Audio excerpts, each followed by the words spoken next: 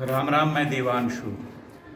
मैं इस समय दतिया में हूँ और ये वीर सिंह देव का महल है। यद्यपि यहाँ पर आने का जो मुख्य आकर्षण था वो पीताम्बरा पीठ, लेकिन वहाँ कुछ फ़ोटो या वीडियो नहीं बना सकते, पूरी तरह से वर्जित है।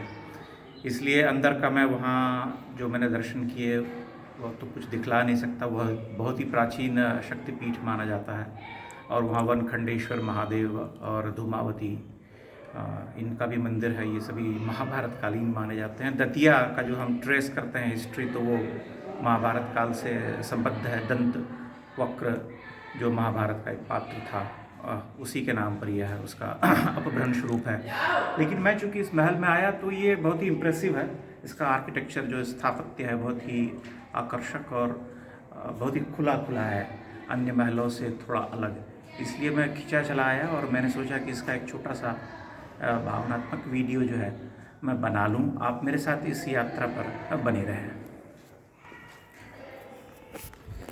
इस महल में बड़े सुंदर गलियारे सब हैं और कोर्टयार्ड जिसे हम कहते हैं, खुला आंगन, वो दोनों ओर इन गलियारों के आप पाते हैं। इसके टेरेस को आप देखिए, इसमें कहीं से भी कुछ बंद या घुटन जैसा नहीं होता है। सीढ़ियों पर चढ़ते हुए जब हम शुरू में प्रवेश करते हैं तब निश्चय ही थोड़ा सा अंधेरा जैसा लगता है, क्योंकि अभी वहाँ पर कोई दीप प्रज्वलन नहीं होता या कोई प्रकाश का कोई सूत्र वहाँ नहीं है। लेकिन जब हम ऊपर चढ़ते हैं तब इसकी वास्तुकला से परिचित होते हैं। यद्यपि इसके ऊपर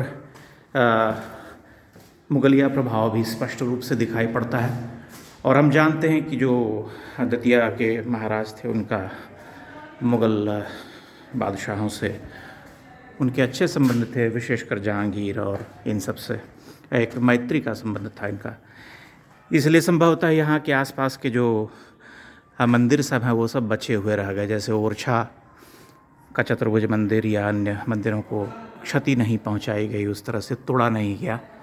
और उसके पहले जो है ये ध्वंस तो होता ही रहता था। लेकिन ये जो महल है ये दर्शनीय है और इसको ठीक ठाक ही मेंटेन करके रखा गया है। इसमें सच कोई ऐसी कोई टूट फूट या उस तरह की कोई जो होती है विकृति वह तो नहीं दिखाई देती है।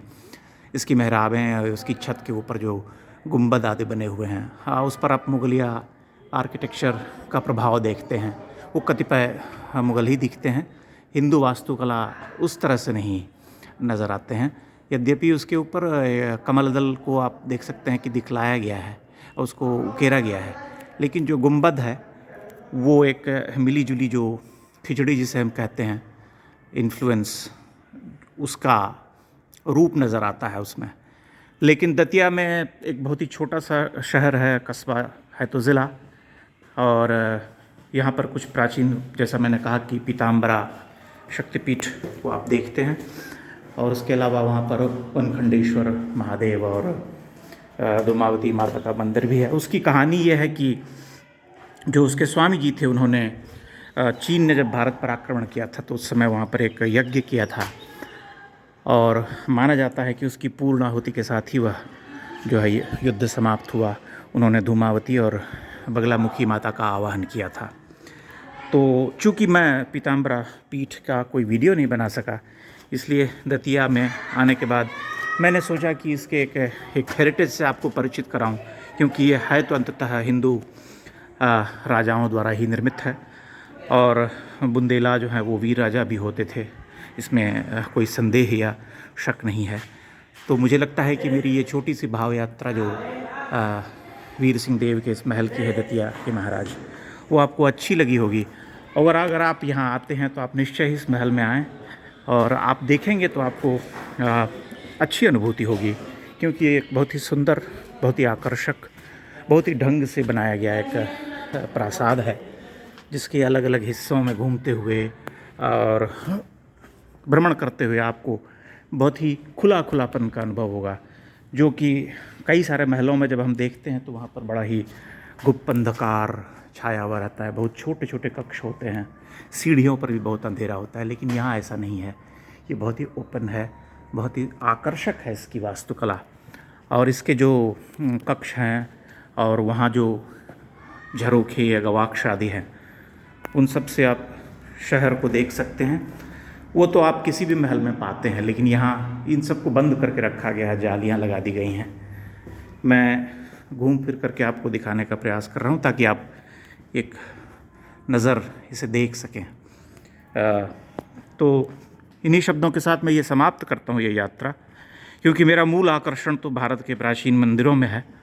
और आज मुझे थोड़ी निराशा हुई, लेकिन एक तरह से अच्छा ही है कि वह प्राचीन शक्तिपीठ है और वहाँ पर फ़ोटो खींचना या मोबाइल चलाना वर्जित है, तो उससे एक अनुशासन बना रहता है।